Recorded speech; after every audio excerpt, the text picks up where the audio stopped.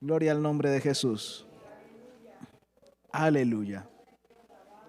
Vamos a leerlos juntos en el Salmo 16, versículos del 6 al 11. Aleluya. Gloria a Jesús. Y si usted ya lo tiene, diga amén. Amén. Bueno, y leemos en el nombre del Padre, del Hijo y del Espíritu Santo. Juntos. Las cuerdas me cayeron en lugares deleitosos, y es hermosa la heredad que me ha tocado. Bendeciré a Jehová que me aconseja, aún en las noches me enseña mi conciencia.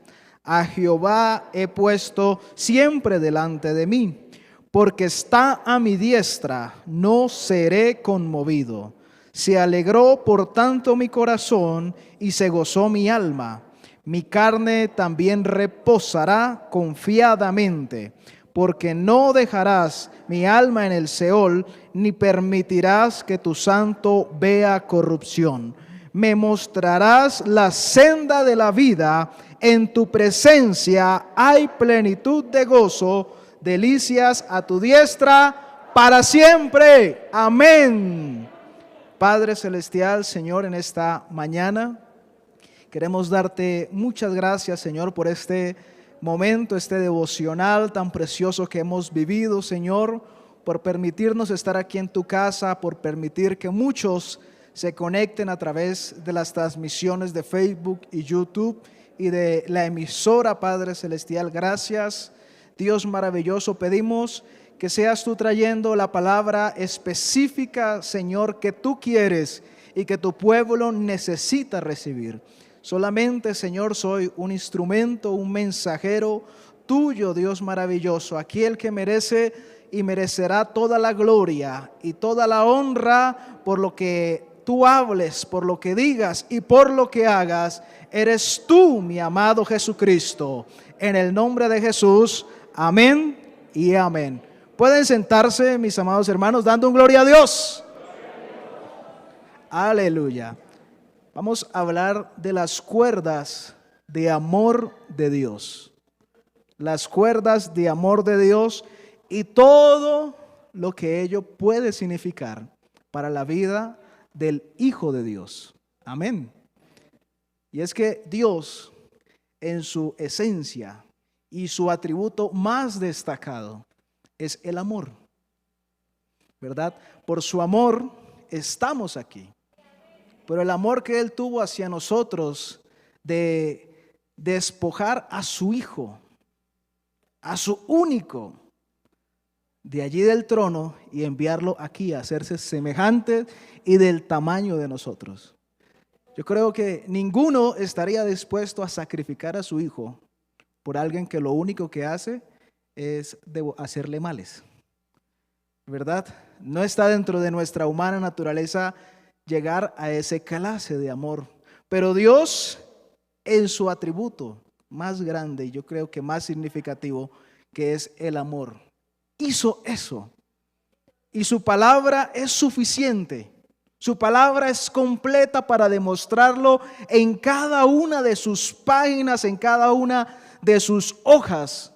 Vemos estampado ese amor de Dios, ese sacrificio y lo que Dios quiere para sus hijos. La herencia, el propósito que Dios nos quiere dar, lo vemos en cada una de sus hojas, de las palabras de la palabra de Dios. En una ocasión, un evangelista fue enviado a un país de Europa oriental y había una campaña grande y él dijo: voy a llevar solamente unas cientos de Biblias para obsequiar a los que vayan, porque era reconocido que en ese país había muy poca población cristiana.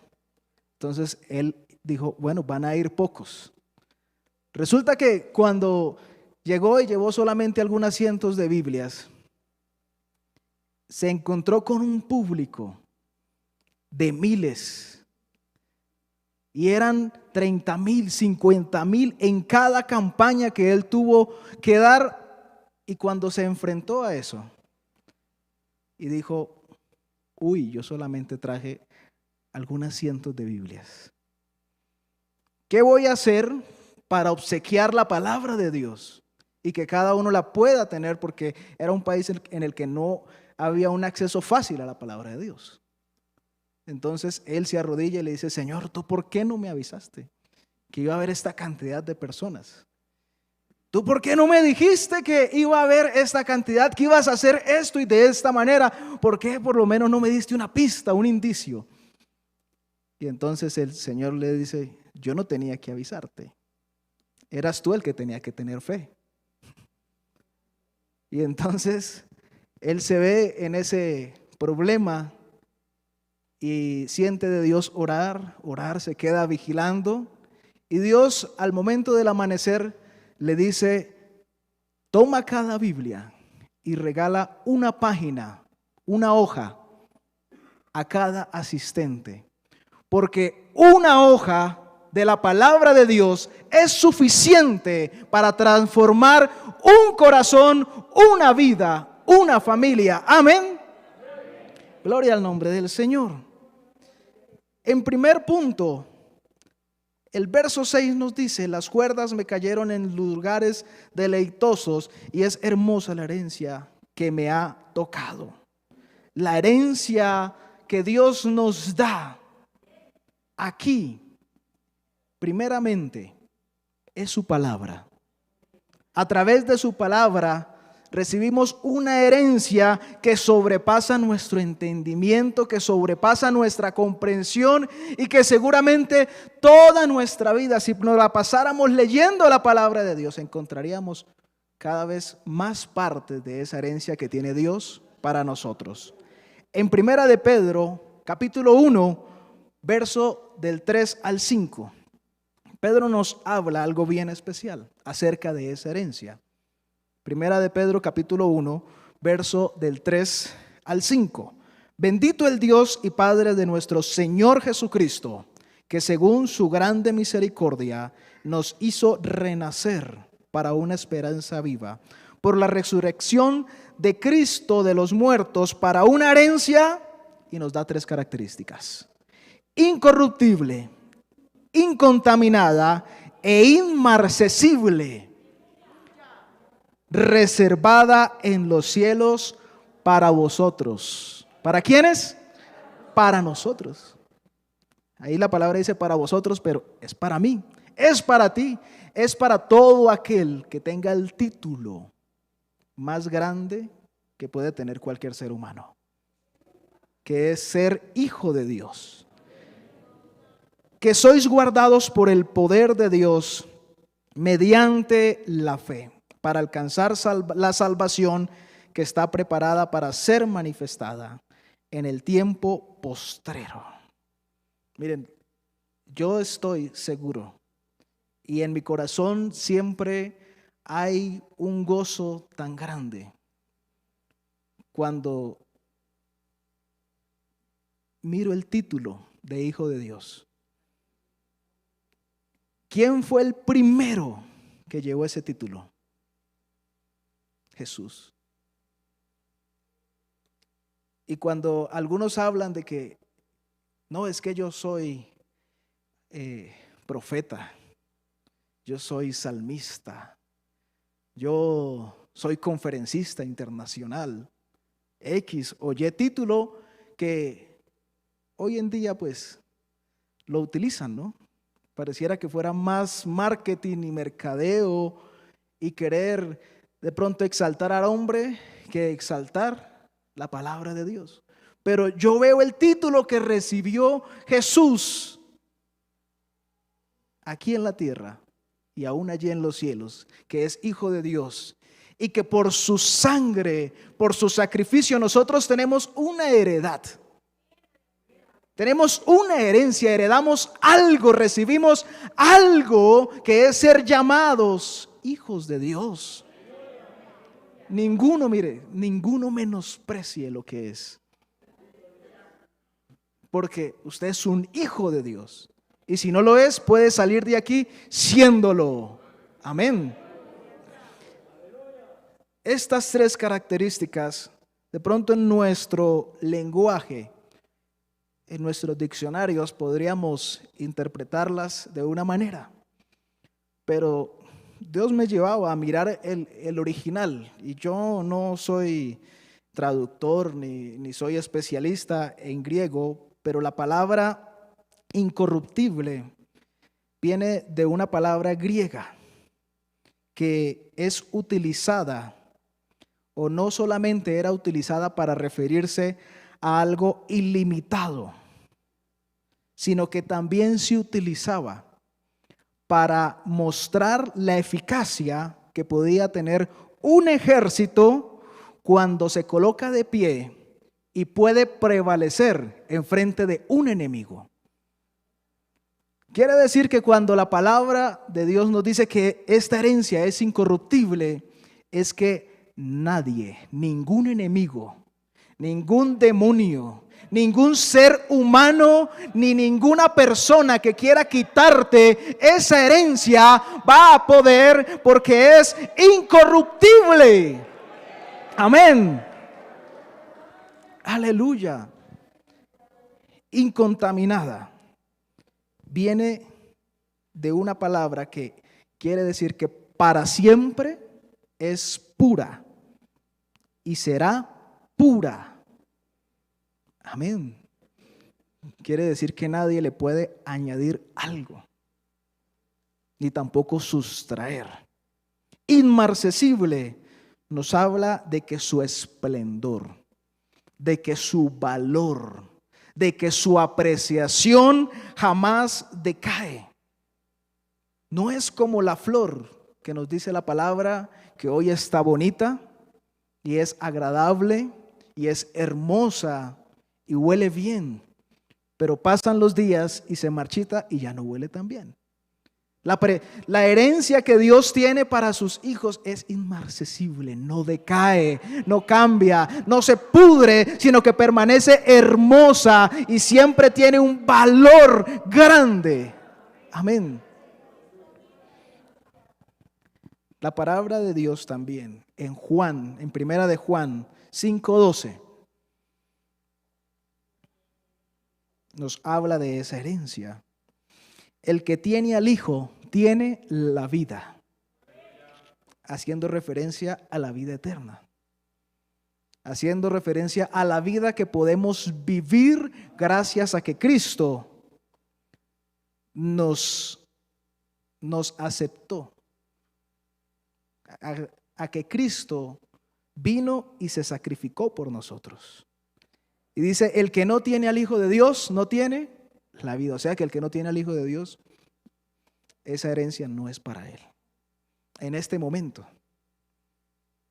Pero es sencillo tener al Hijo de Dios.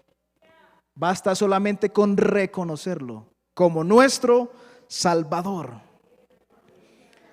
Amén. Y por último, el último verso de esta parte es el verso 5 del Salmo 16. Y ahí vamos a ver cuál es la parte más importante de nuestra herencia. Jehová es la porción de mi herencia y de mi copa tú sustentas mi suerte. Dios, la presencia de Dios es parte de la herencia. Y yo quiero decirle que la presencia de Dios como parte de esa herencia también es algo que debemos apreciar y colocar por muy alta estima por todo lo que hemos podido leer. Vale la pena colocar a Dios por encima del trabajo. Amén. Vale la pena colocar a Dios por encima de tal vez 5 minuticos más durmiendo. Uy, ya ahí se acabaron los amenes. ¿Verdad? Ahí ya se vuelve a veces un poquito difícil. Porque cuando se trata de tal vez un trabajo o una cita con un senador, con un concejal, con alguien importante, madrugamos. ¿Cierto? Y ojalá hacemos cuentas de que por si acaso hay trancón, por si acaso no pasa el bus, por si acaso, entonces me voy a levantar todavía 1 hora más temprano. Pero cuando se trata a veces de levantarnos a orar, la alarma como que ya no se escucha de la misma manera, ¿no?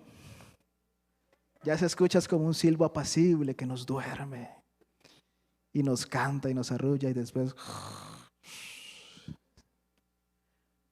Eso habla de qué tan importante es el Señor con respecto a nuestros demás compromisos.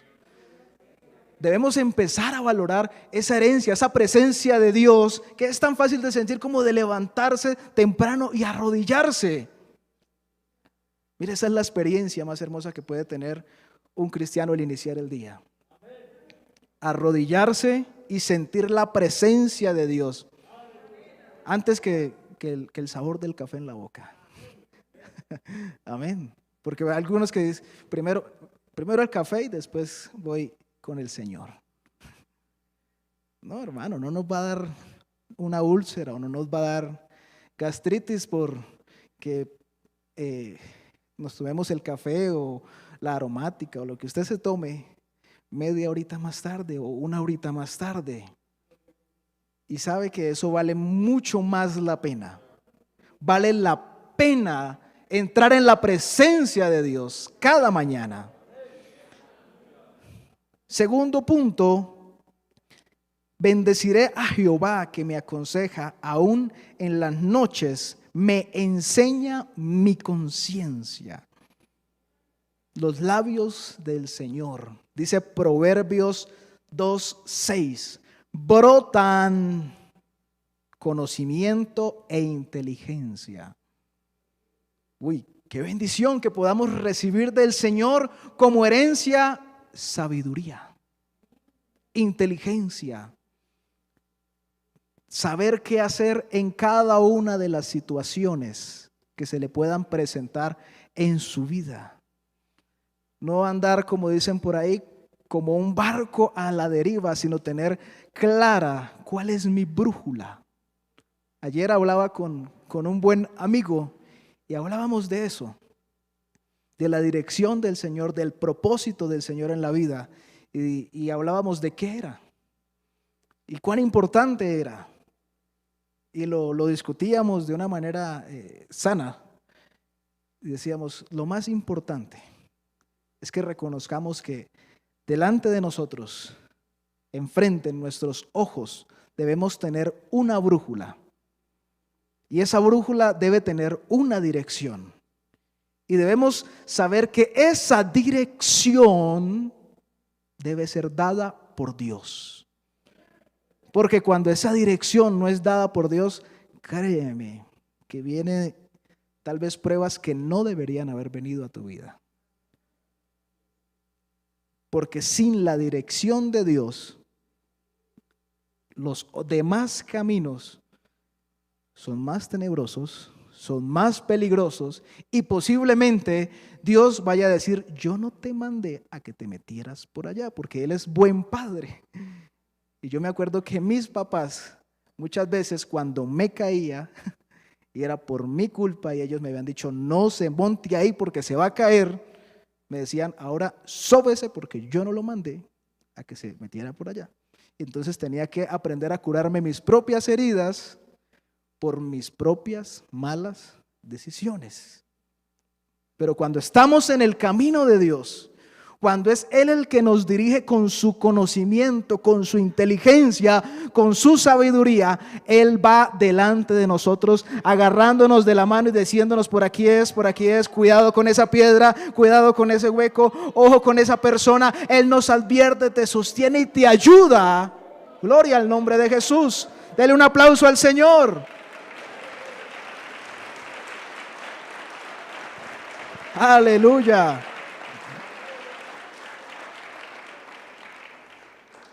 Miren, Dios le dio al pueblo de Israel la sabiduría y el método de cómo conquistar Jericó. Prácticamente que sin pelear. Muchas veces nosotros pensamos que esto es el que sea más macho. el que sea más fuerte, y no. Es el que se haga más débil, pero frente a la presencia de Dios. Es el que se haga pequeño, el que se humille, el que se arrodille, el que sea capaz de llorar. Miren este cántico que nuestro hermano Daniel, que Dios lo bendiga, entonó, habla mucho de eso, de la importancia que nuestro corazón deje de ser piedra.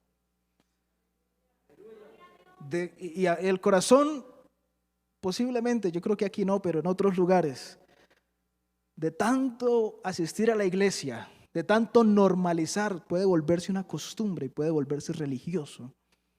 Y entonces levantamos las manos, pero porque los demás la levantan, y cerramos los ojos, pero porque los demás los cierran, y cantamos, pero porque estamos, y todos cantamos. Pero hacemos eso en nuestra casa, hacemos eso en lo íntimo, en lo oscuro. O nuestro corazón siquiera está sintiendo algo, o simplemente decimos, uy, aquí estuvo la presencia de Dios, porque el que estaba dirigiendo lo dijo, o porque el hermano Daniel lo dijo, o porque el hermano Alberto lo está diciendo. No, debemos quitarle esa coraza a nuestro corazón. Muchas veces sucede eso, y en alguna ocasión lo decía, el corazón a veces como que se envuelve en callos, se llena de callos. Yo no sé tocar guitarra, pero he visto que mis amigos y hermanos que tocan guitarra al principio les dolían sus dedos y podían sentir esas cuerdas cómo los maltrataban. Pero de tanto practicar y de tanto tocar se le vuelven en los dedos como unos callos. Y los que tocan algún instrumento de cuerdas me entienden. Y los que no, pues aprendan a tocar un instrumento porque...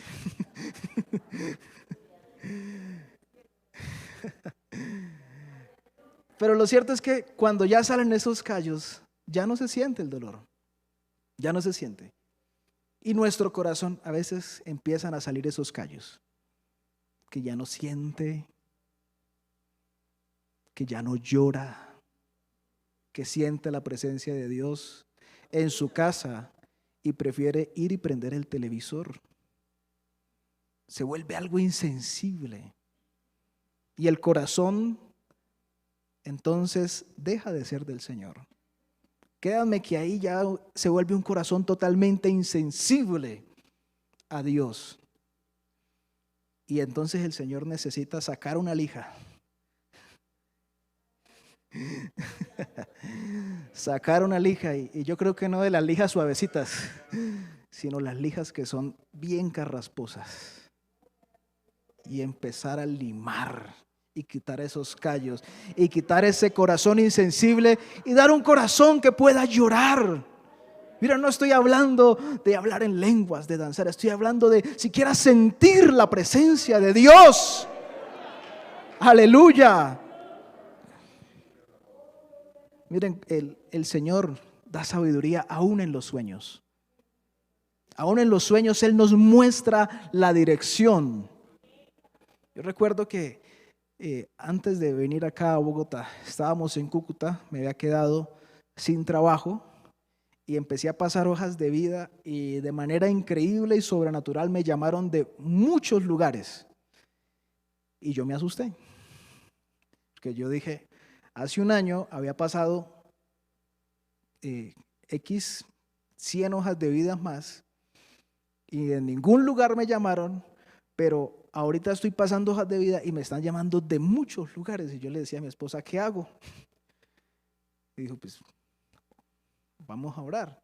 Y en mi humana naturaleza dije, no, esto está muy difícil. Voy a ir a donde la pastora, donde la hermana Luz Mari, y le voy a pedir un consejo de que si me sale un trabajo en Bogotá, en Bucaramanga, en otra ciudad, ¿qué hago? ¿Qué hago? Y entonces fui y le conté toda la situación, la urgencia que había por tener un trabajo, la situación económica en la que estábamos.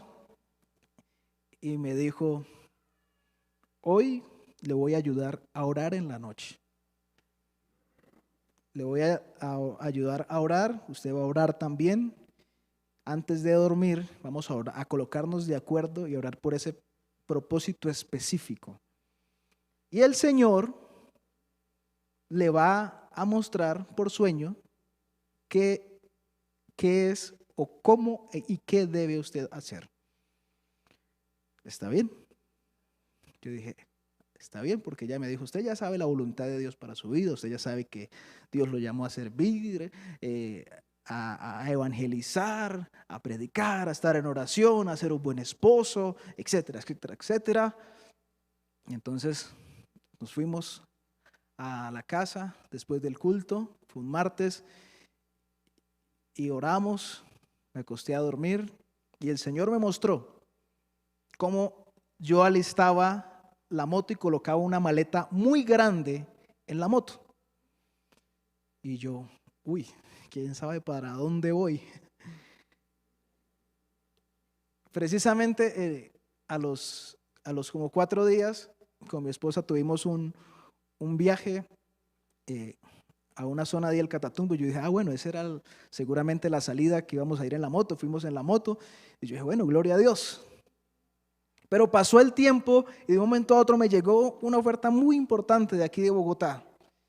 Y apenas recibí esa oferta, le avisé a mi esposa y le dije, voy a hacer todo lo posible porque estás enferma y entonces voy a que me hagan la entrevista de manera virtual. Y ella me dice, no, ve para Bogotá ya.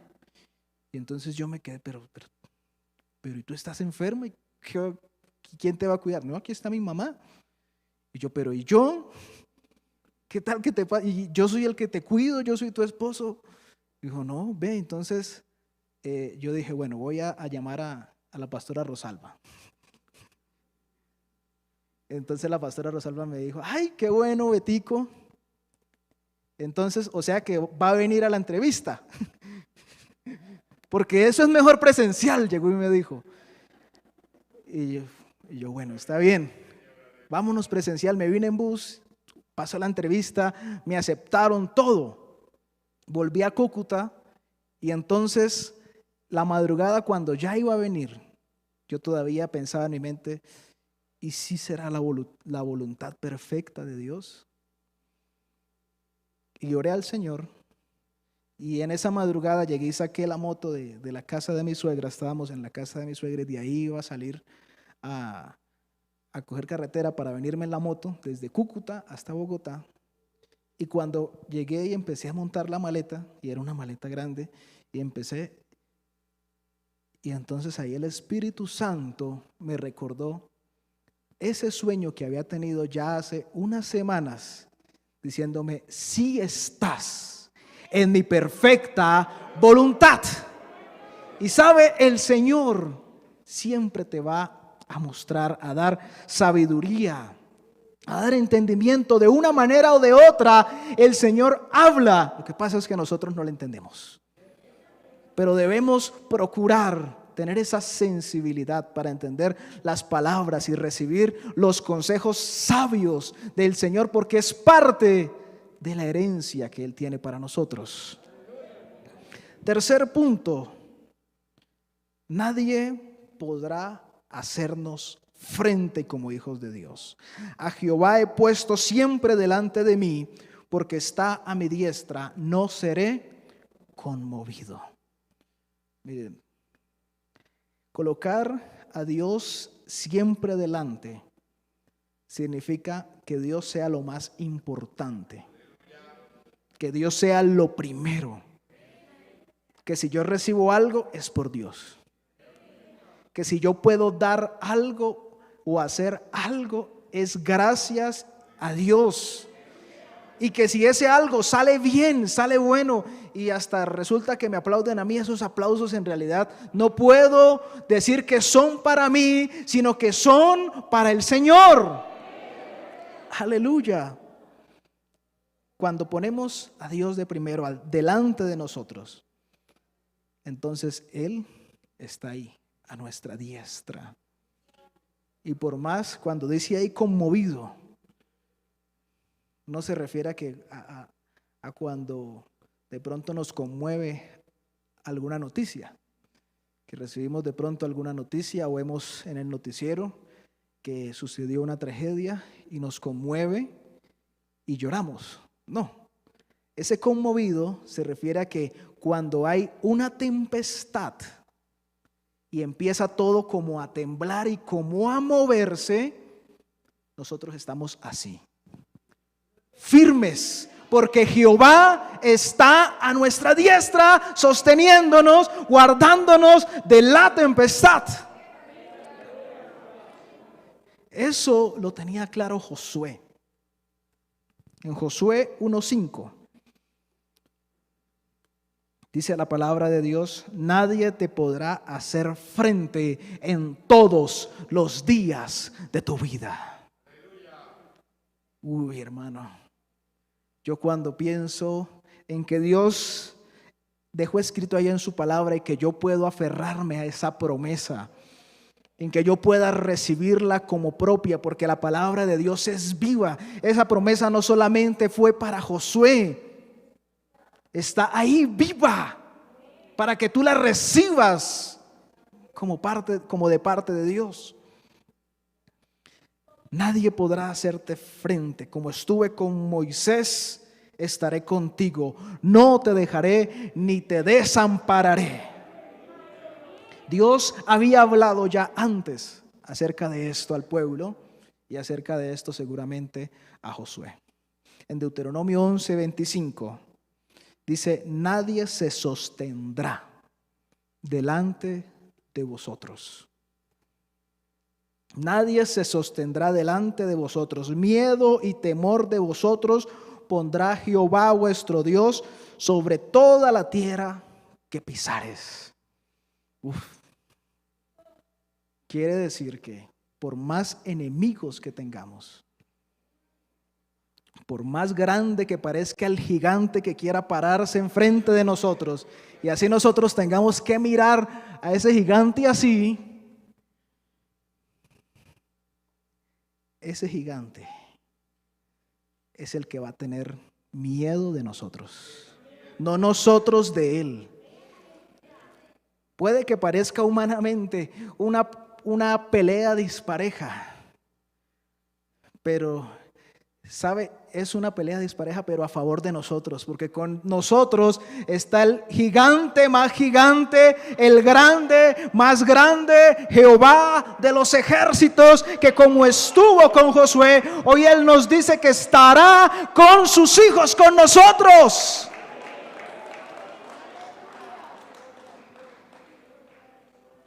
Si ustedes se van allí con calma y leen todo Josué 12, van a leer el nombre de todos los reyes. Van a apuntarlo ahí, lo van a leer en su casa, porque es largo y esos nombres que colocaban antes, Dios mío, son muy fáciles de recordar. Pero usted lo va a leer. Y en Josué 12, el versículo ya último, el 24, dice: 31 reyes por todos. Miren, Josué venció 31 reinos. Eso es mucho, muchísimo. Yo me coloqué a analizar y a buscar en la historia posibles comandantes, reyes, líderes militares que hayan vencido una cantidad grande de reyes, y solamente por ahí encontré que los sobrepasaba Alejandro Magno, Alejandro el Grande. Y eso porque, bueno, ese hizo desastres. Pero que Dios haya hecho esto con un ejército pequeño, con un pueblo que venía de ser esclavo, que venía de estar acostumbrado a estar sometido y a ser pisoteado y no a hacer nada, porque fueron 400 años de esclavitud en los que ellos simplemente se quedaron callados y aceptaron que los demás eran superiores a ellos y no podían levantar ni una mano, porque entonces los azotaban con un látigo o con quién sabe qué otros castigos. Pero cuando ellos claman pasan por el desierto y llegan a conquistar y a pelear, y se presentan todos estos reinos que estaban ahí ubicados en la tierra que Dios les iba a dar, ellos entienden que Jehová estaba a la diestra, que no iban a ser conmovidos, que no iban a ser echados al piso tan fácilmente, que no iban a dar el brazo a torcer, porque el poderoso gigante estaba con ellos. Dele un aplauso a ese poderoso gigante que ha estado contigo.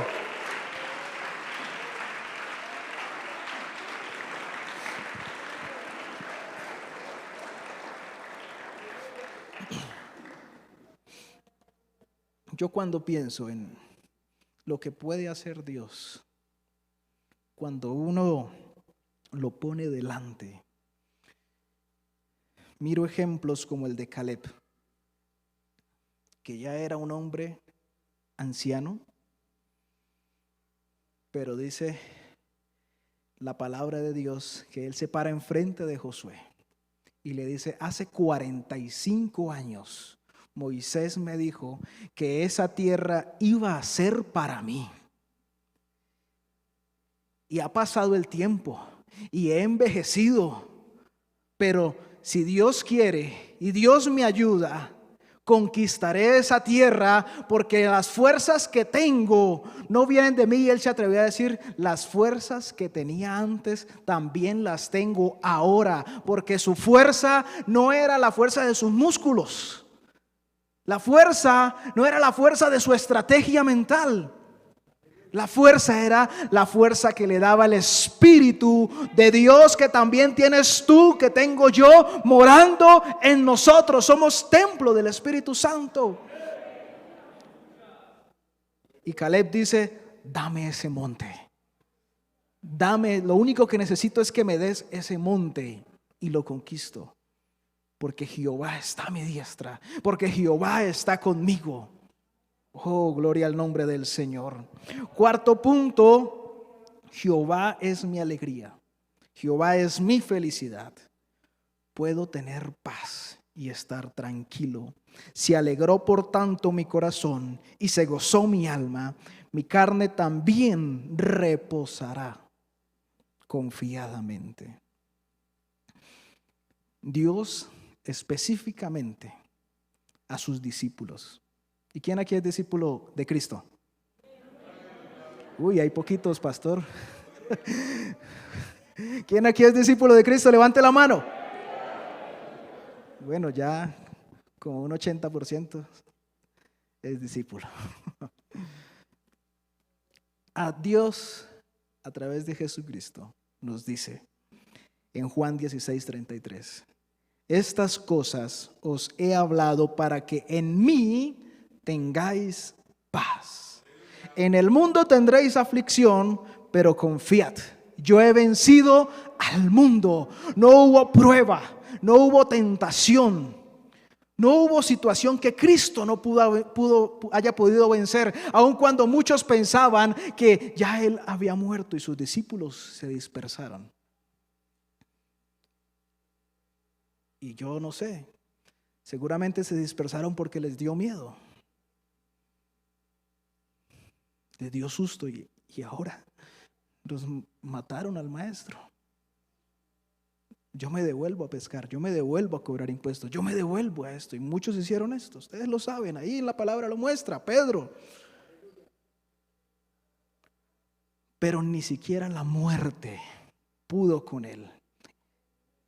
Ninguna prueba, ninguna situación, Cristo nos dejó ahí a la deriva, no. En todos nos mostró que se podía vencer. Y por eso Pablo dice: más que todas estas cosas, ante tribulaciones, pruebas, y si se presentan demonios, estas y el mismo diablo se para enfrente, somos más que vencedores. Diga: gracias, Señor, porque soy más que vencedor. Pero es en Cristo. En mí, dice, para que en mí tengáis paz. Es en Cristo. Y en Filipenses 4,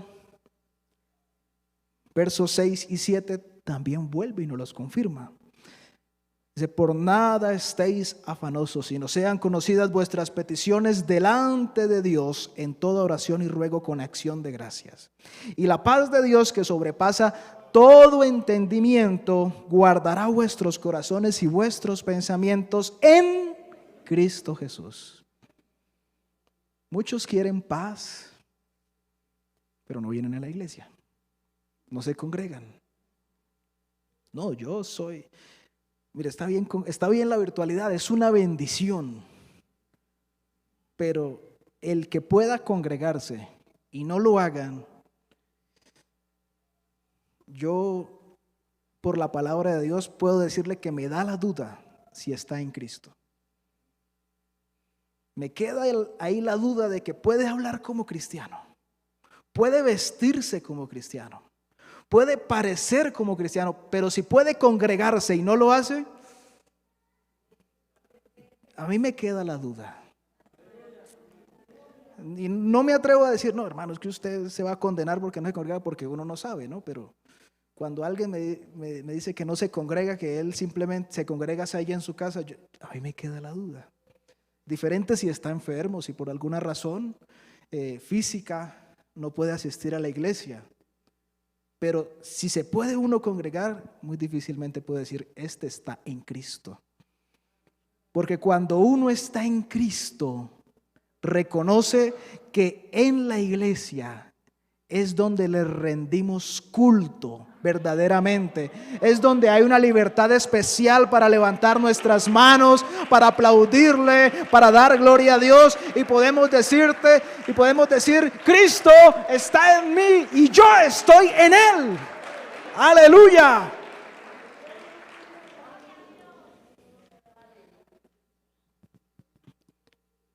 Saben, uno está en la iglesia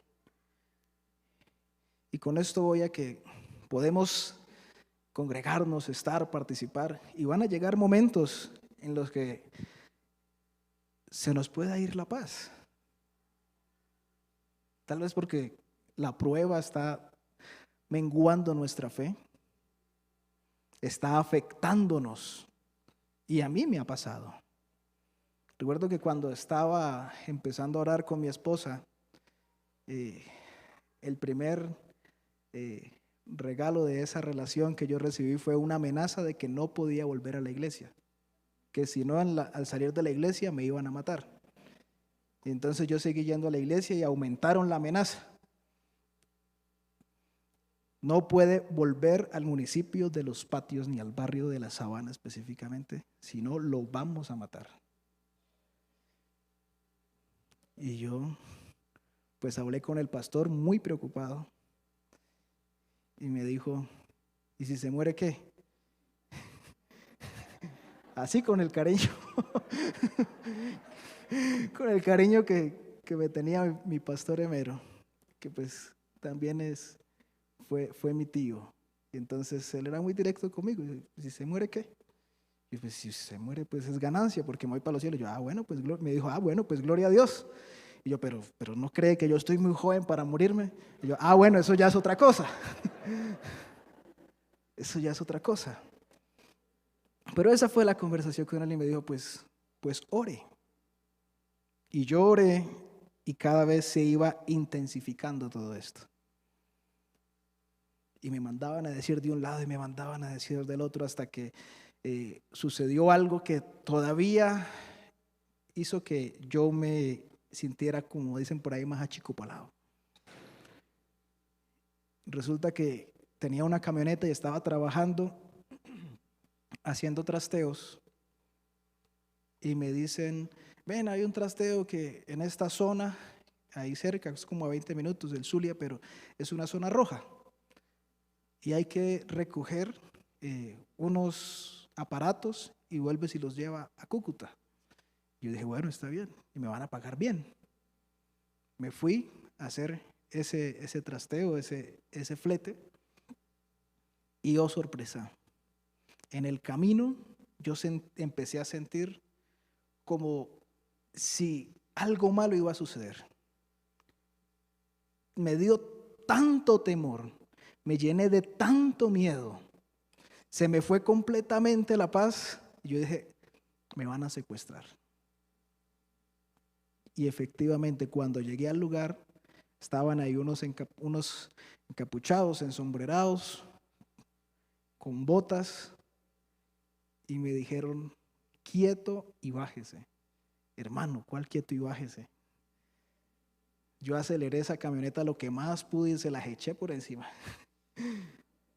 Eso fue instinto de supervivencia. No lo hagan, ¿no? Eso fue un instinto de supervivencia en ese momento.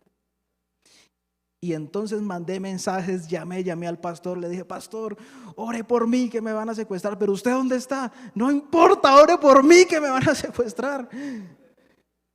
Y entonces él estaba en una reunión con otros pastores y empezaron a orar y pude salir de allí, de esa zona.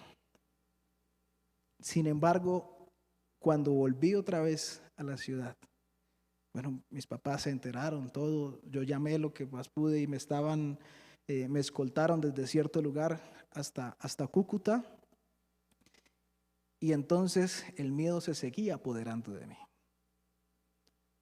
a pesar de que había salido bien librado, porque yo dije, uy, si esto va a continuar así, de Guatemala en Guatepeor, pues yo como que voy a congregarme en otro lugar. Pero Dios quería que yo estuviera allí sirviendo. Entonces oré al Señor y Él colocó en mi corazón retirarme unos días. Allí en la iglesia hay un salón, hay una habitación, y no recuerdo cuántos días, pero fueron, no sé si una semana, 3 días, no recuerdo exactamente. 3 días, mi esposa sí se acuerda. Por eso es la ayuda idónea, ¿no? Y me encerré allí 3 días. Y hice ese ayuno, ese retiro, diciéndole, Señor, yo lo único que quiero es volver a tener la paz y la tranquilidad que tú dices en tu palabra que tienes para tus hijos. Toda esta situación, y se lo decía con lágrimas en mis ojos, me tiene mal. Tú sabes que vengo a la iglesia, pero no estoy tranquilo. Vengo a la iglesia y levanto las manos y lloro, pero cuando salgo como que me acuerdo de que hay alguien por ahí rondando. Y de tanto clamar y pedirle al Señor, y empecé como a reclamarle, me empecé a debilitar mucho. Me debilité muchísimo, porque dije, si voy a hacer esto, lo voy a hacer como si fuera el último retiro que fuera a hacer en mi vida. Y entonces ya el tercer día estaba muy débil, no había tomado nada, ni había comido nada. Y me postré allí, en un rincón de esa habitación.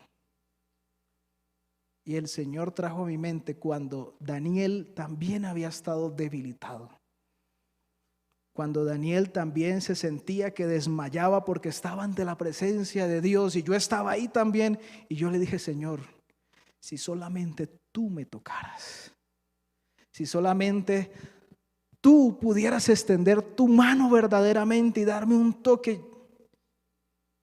Cuando sentí que alguien caminó y se paró a mi lado.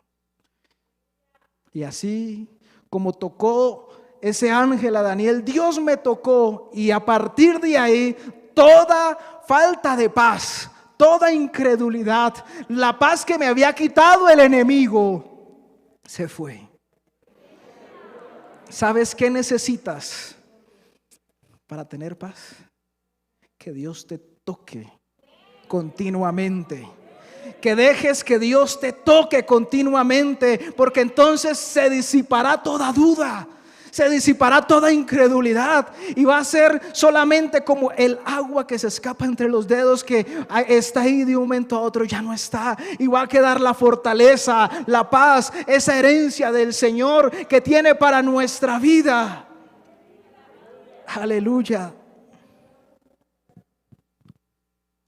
Tú guardas, Isaías 26:3, tú guardas en completa paz a aquel cuyo pensamiento en ti persevera. Quinto punto, porque no dejarás mi alma en el Seol, ni permitirás que tu santo vea corrupción. Dios pagó por mí en la cruz lo que la ley no pudo hacer, lo hizo Jesucristo a través de la gracia. Lo que la ley no podía hacer, que era salvarnos, lo hizo Jesús a través de la gracia. La ley nunca fue suficiente. Los mandamientos nunca fueron suficientes.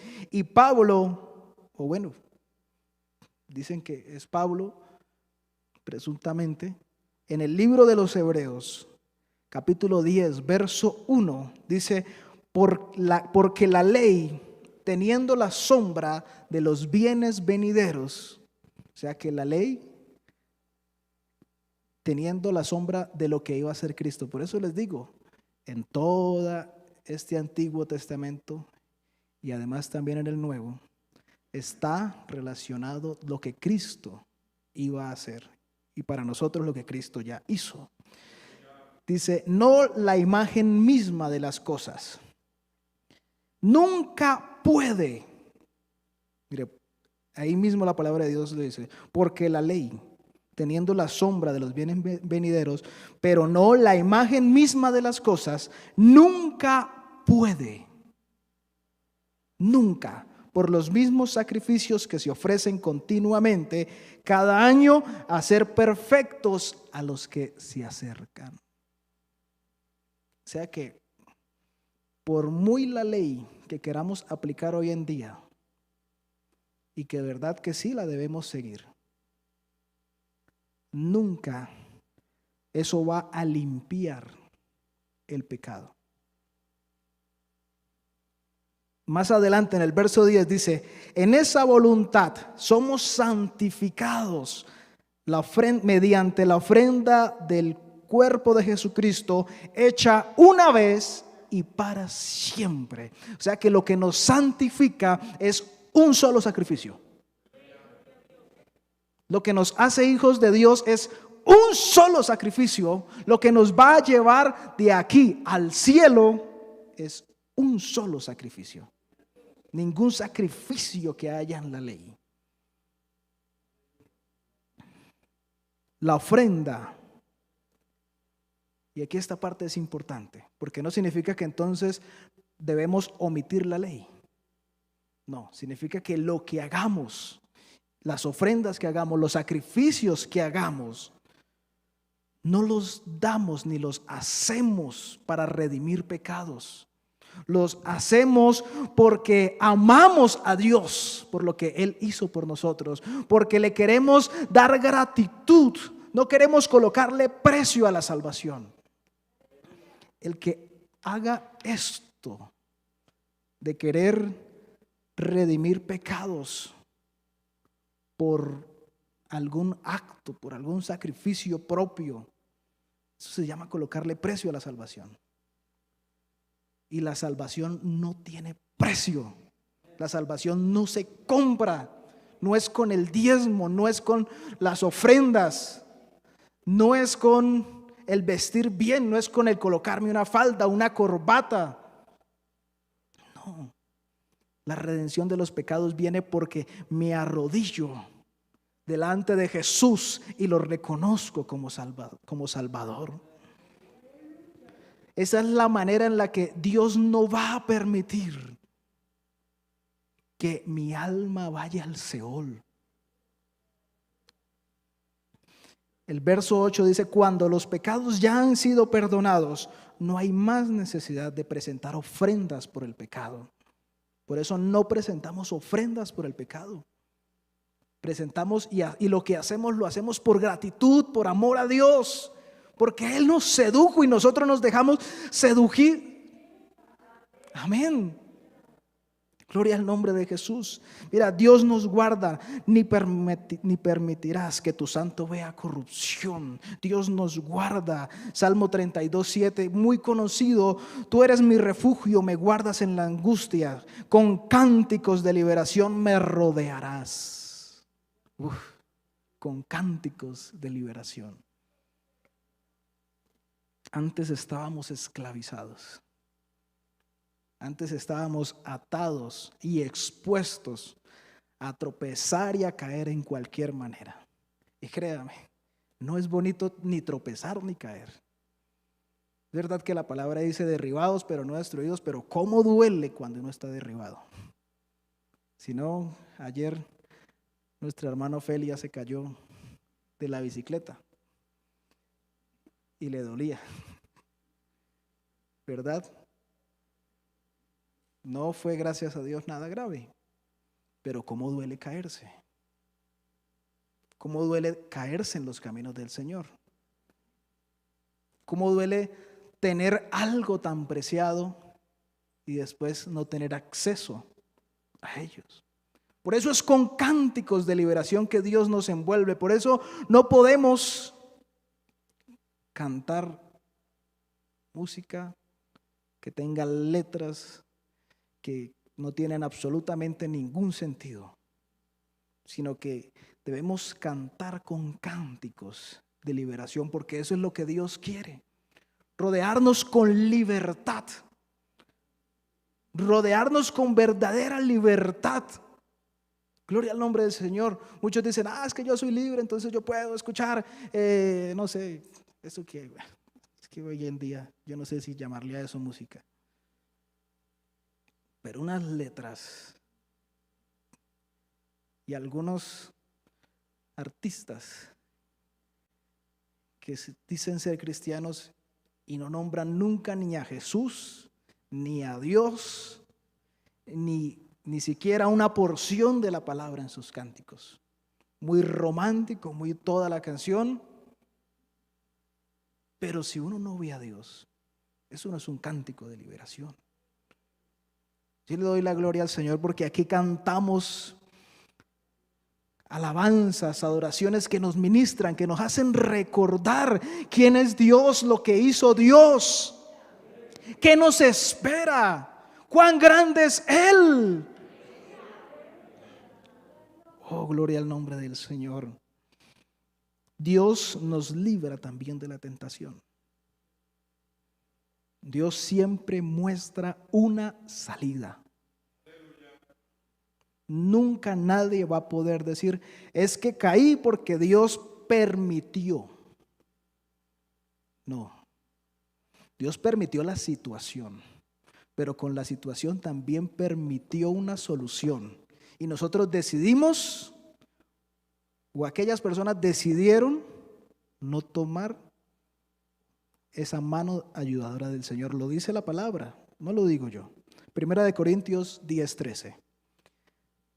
No os ha sobrevenido ninguna tentación que no sea humana, pero fiel es Dios, que no nos dejará ser tentados más de lo que podéis resistir, sino que dará también juntamente con la tentación la salida, para que podáis soportar. ¿Ven? Siempre tenemos la posibilidad, sea o de huir como lo hizo José,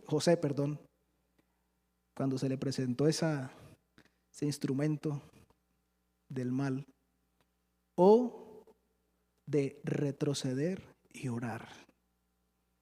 Y eso se les van, porque es que ustedes son la iglesia de Dios.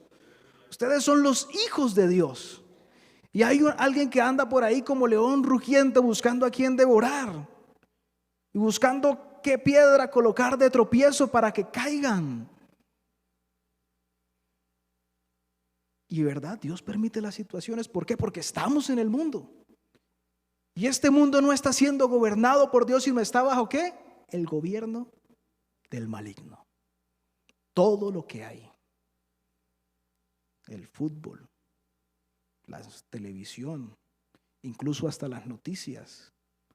Todo tiene algún tipo de influencia y debemos ser muy cuidadosos, porque esas zorras pequeñas destruyen toda la cosecha.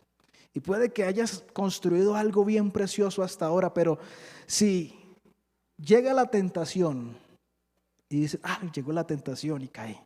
No. Siempre podemos decir no. Pararnos firmes y decir, yo al pecado como hijo de Dios le digo no. Amén. Eso es tener convicción. Eso es lo que Dios más anhela de sus hijos. No que seamos cristianos aquí en la iglesia, sino que seamos cristianos cuando venga la tentación y se nos pare enfrente y podamos decirle, un momento, eso no va conmigo. Gloria al nombre del Señor. Él siempre nos da una salida. Gloria al nombre de Jesús. Sexto y último, me mostrarás la senda de la vida. En tu presencia hay plenitud de gozo, delicias a tu diestra para siempre. Dios nos muestra su salvación de alguna o de otra manera. Si hiciéramos memoria de cuántas veces antes de llegar a los caminos del Señor, el Señor de alguna manera nos mostraba el camino, ¿verdad? En el caso mío, yo dejé de asistir a la iglesia a los 12 años y volví a los 22. Y me acuerdo que fue aquí, en esta baldosa. 10 años después. Pero yo no puedo decir que durante esos 10 años el Señor se olvidó de mí. Continuamente Dios mandaba siempre a alguien para mostrarme. Mira, aquí está Jesucristo. En cualquier momento lo puedes tener como tu Salvador. Aquí está la palabra de Dios. Es la voz de Dios, la puedes leer, pero si tú quieres. Siempre el Señor nos muestra la senda que nos lleva a la vida, a la senda de la salvación. Y aun cuando estamos en la vida cristiana, Dios busca la manera de hablarnos. Porque es que esta carne va a seguir siendo carne, hermano, hasta que ya seamos transformados y tengamos un cuerpo totalmente glorificado. Siempre vamos a querer coger para allá cuando el camino del Señor es por acá. Uy, no, ¿y si hago esto? ¿Será que me conviene más? Y pasa mucho porque hay necesidades. Lo coloco tal vez en el ámbito laboral.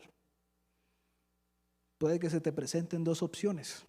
En la una ganas millones y en la otra tal vez te ganas solamente un par de millones.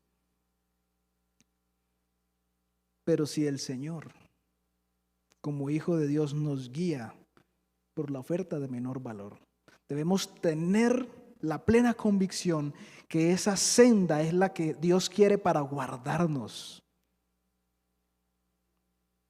para bendecirnos. No importa que sea poco, pero si somos capaces de administrar lo poco, como dice la palabra, aquel que en lo poco ha sido fiel, en lo mucho lo pondré. Si somos incapaces de ser fieles en lo poco, pues en lo mucho, como dice mi papá, eso se vuelve uno loco cuando ve bastante. Dios siempre nos muestra y Dios tiene que hacer lo que Él tiene que hacer para encaminarnos a la senda de la vida. En una ocasión, una joven en Brasil se convirtió. Era de una familia de la religión tradicional y eran muy practicantes.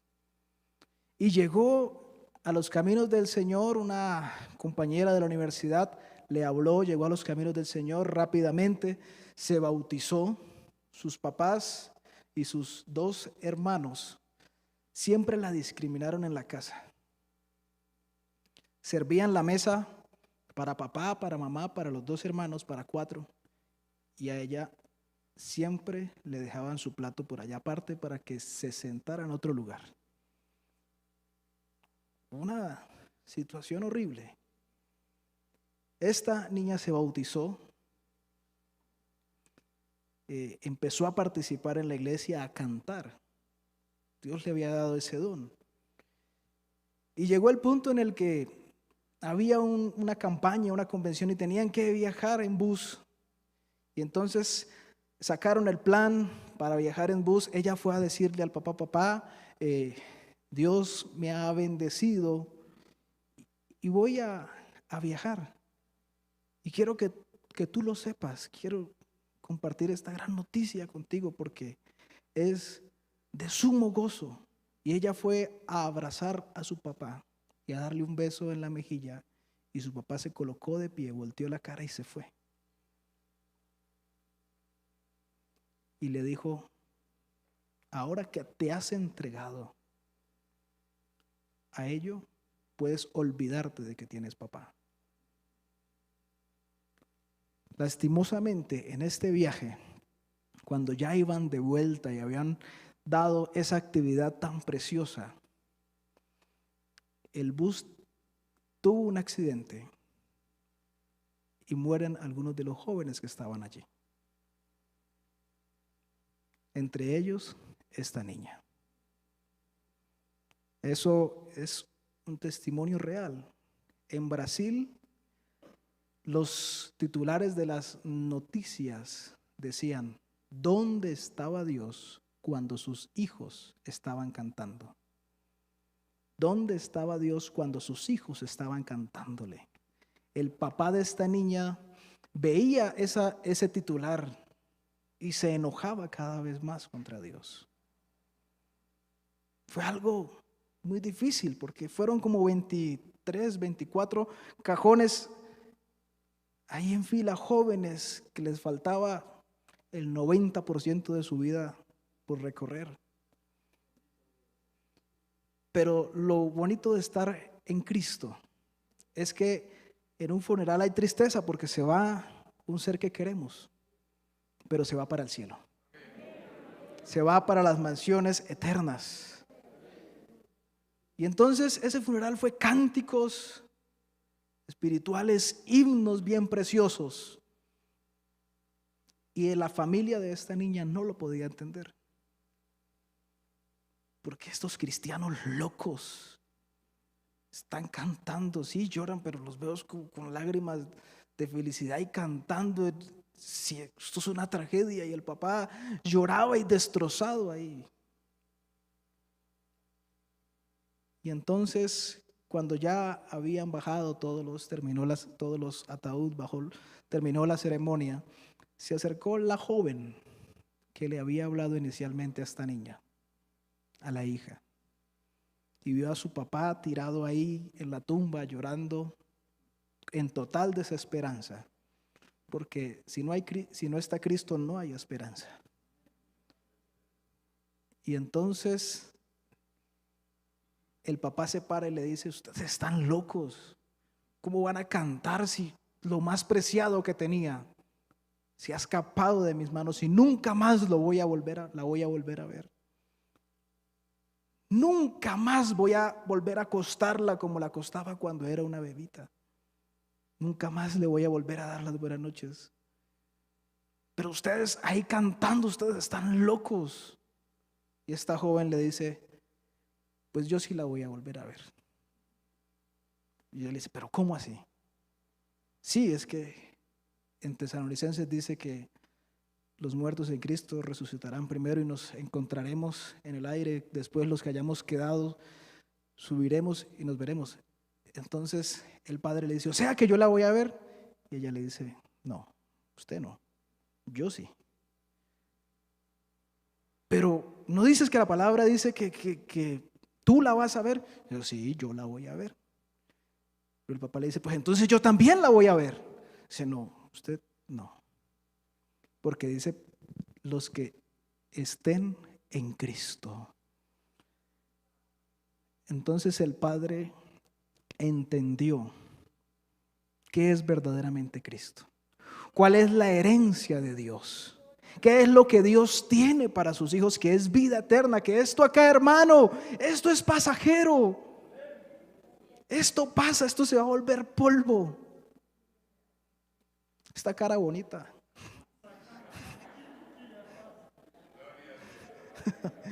Aleluya. Todo esto va a desaparecer. Mire, este testimonio lo contaba un pastor, y yo me imagino cómo iba a ser ese encuentro de esa niña con su padre allí en el cielo. Porque si no hubiera pasado esa tragedia, seguramente esa familia entera no se hubiera salvado. Mira, las tragedias que pasan en tu vida son parte del propósito de Dios. No lo entendemos ahora, pero allí arriba lo vamos a entender. Dios siempre muestra su salvación, Dios siempre guía. Él es Dios grande, Él es Dios eterno. Él nos dio vida, pero para vivirla de acuerdo a esta su palabra. No hay otro manual, no hay otra filosofía, no hay una cultura, no hay nada que podamos decir, no, es que haciendo eso, gracias mi amado hermano, haciendo eso voy a llegar al cielo. No, solamente hay esto. ¿Cómo va? Yo voy a pedirle que se coloque en pie. Y si algún músico me puede acompañar con el teclado. Cierra los ojos, inclina tu cabeza y o responde, mejor dicho, esta pregunta que hoy nos trae Dios. ¿Cómo va el reflejo de Cristo en tu vida? Cierra los ojos, es solamente para ti.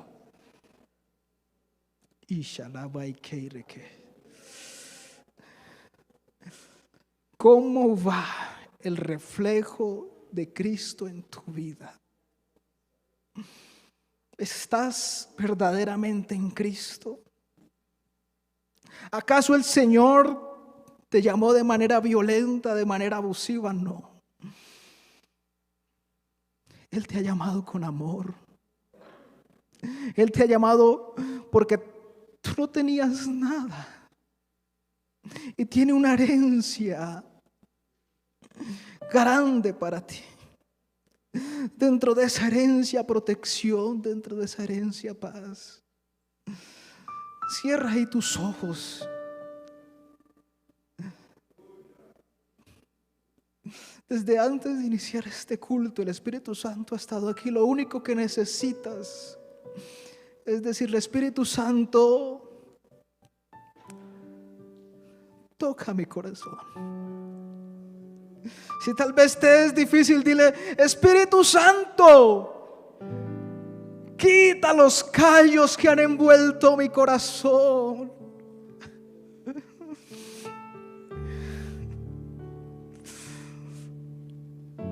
Deja que el Espíritu Santo te ministre.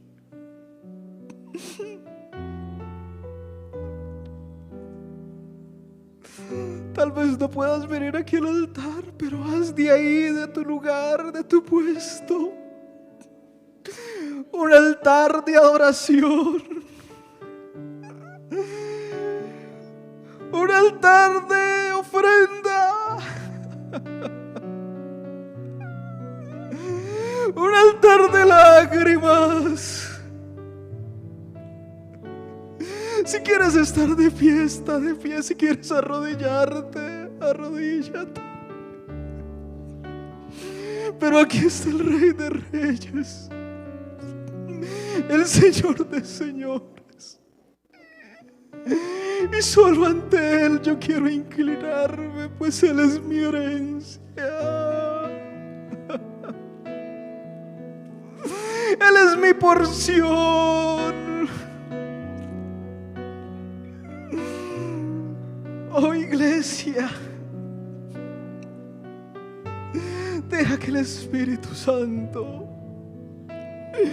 cure lo que tenga que curar.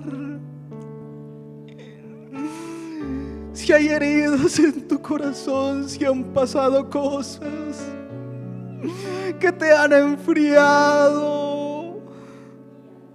que te han insensibilizado. Aquí está el Espíritu, aquí está el Espíritu de Dios. Oh Santo Dios, definitivamente tú eres maravilloso, tú eres poderoso. Oh Señor, ayúdanos, ayúdanos. Hoy, Señor, tus hijos necesitan de tu ayuda en estos tiempos finales. En estos tiempos decisivos, Señor, necesitamos tener esa convicción para decir que no al pecado. Para que lo primero que nos preguntemos sea: ¿qué haría Jesús? ¿Qué debo hacer de acuerdo a la palabra de Dios?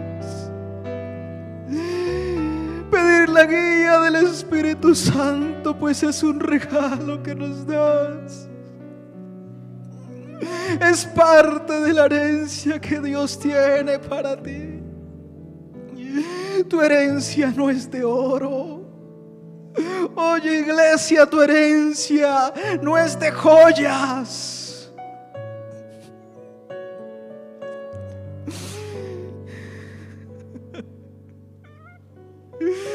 El oro se daña, las joyas se desaparecen, pero la herencia que tiene Dios para ti, la herencia que tiene Dios para sus hijos, permanecerá para siempre. Si hay alguien aquí que tal vez haya estado apartado de Dios, que alguna vez estuvo en Cristo y ya no lo está, yo quiero invitarle a que allí en su puesto haga esta oración muy sencilla de compromiso. Si con todo tu corazón anhelas estar en Cristo, recibir toda esta herencia que hemos compartido en esta mañana, cierra tus ojos y de todo corazón dile: Señor, me arrepiento de mis pecados. Lávame y límpiame con la sangre de Cristo. Santifícame. Hazme una nueva criatura. Que todo lo viejo quede atrás y que todo sea hecho nuevo. Libértame de mis malas costumbres, de mis pecados, y entrégame dones, actitudes y cualidades para servirte.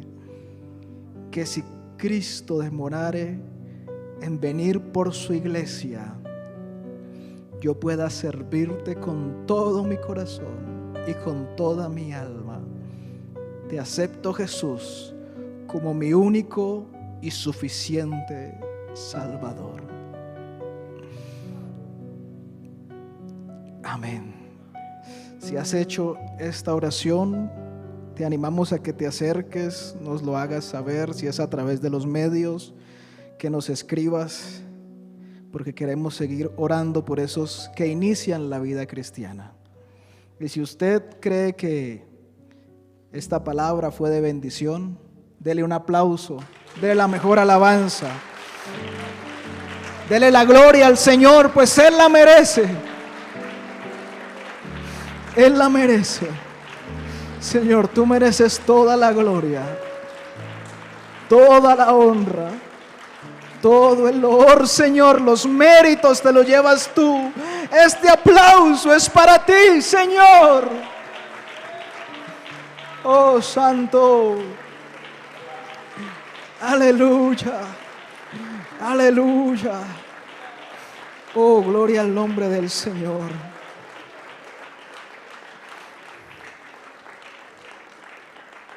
Gloria al nombre de Jesús.